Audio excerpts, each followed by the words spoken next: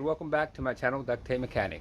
In this video, I'm going to be showing you how I replace the bearings inside the transmission of this newer style Whirlpool washing machine.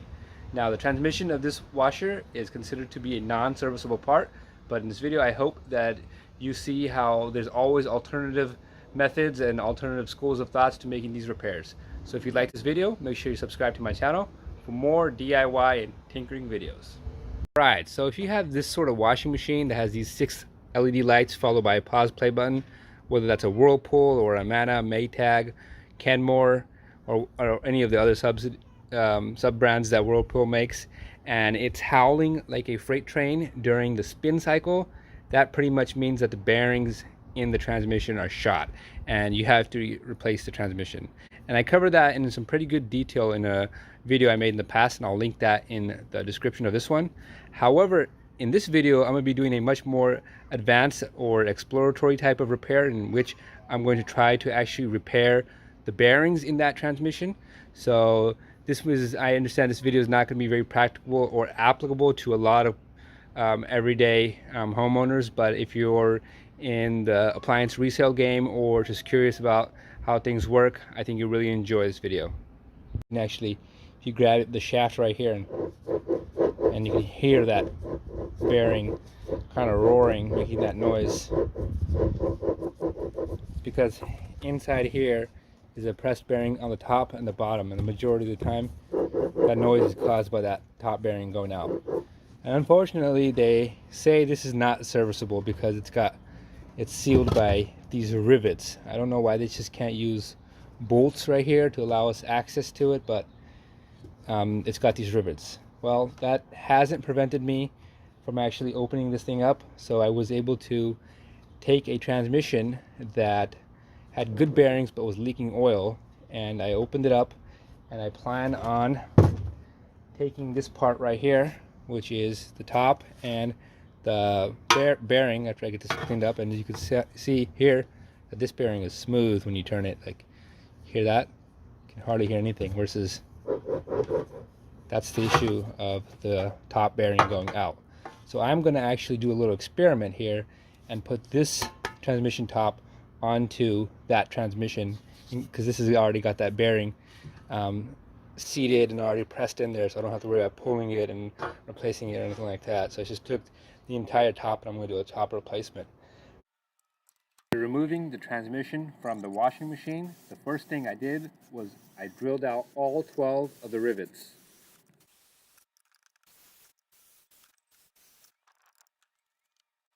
Then I drilled a large hole in one of the 4 indentations near the middle of the transmission.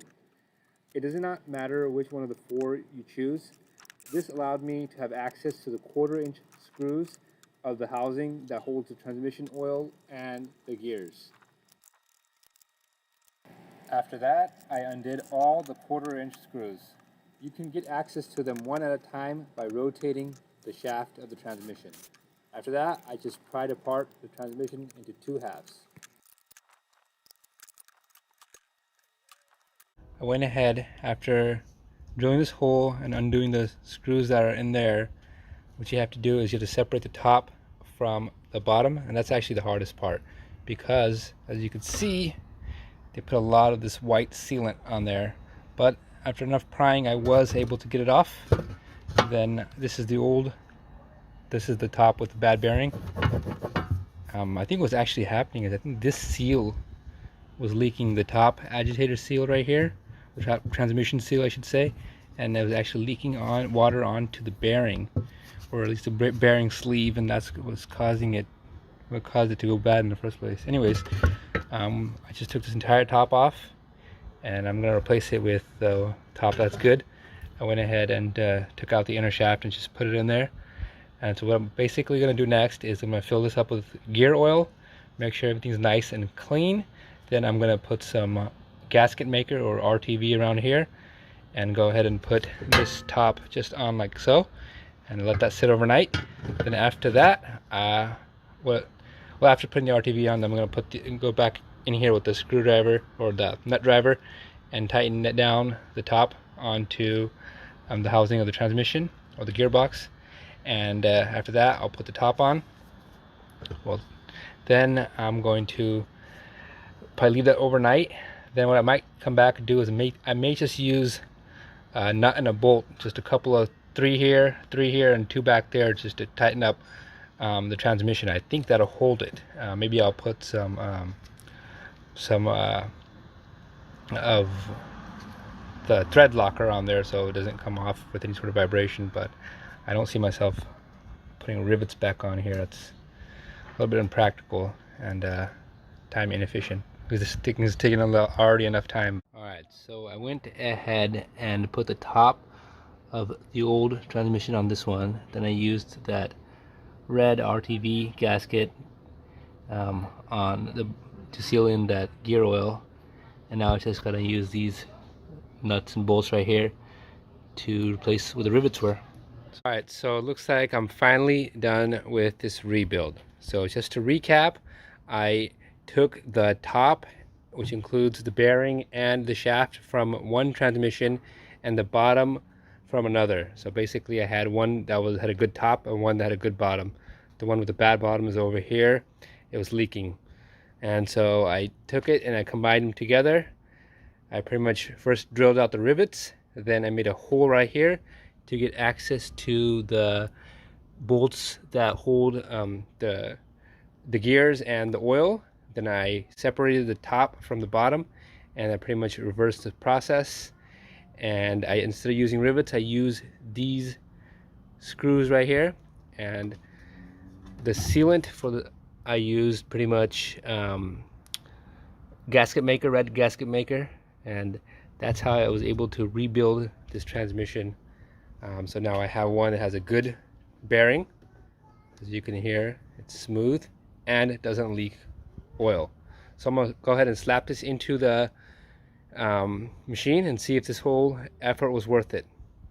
Before I begin, I must add that I did have to fold this metal piece back down and use the screws to hold it in place, because otherwise the motor wouldn't mount properly.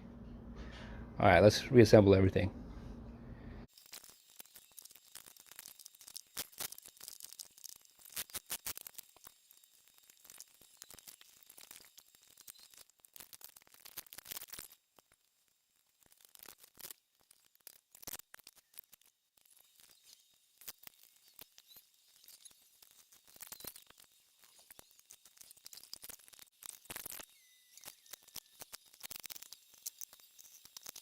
So here's that same washer with the Frankenstein's transmission, and the spin cycle's currently running right now. Sounds nice and quiet. No more roaring, bad bearing sound. I would say that's a success. So I guess the next evolution in this repair would be to actually try to separate the bearing from the shaft and replace just the bearing. That way I'm not relying on having to have two transmissions around, as that's even more impractical. But we'll see if I make any progress on that, and if I do, I'll make a video of it.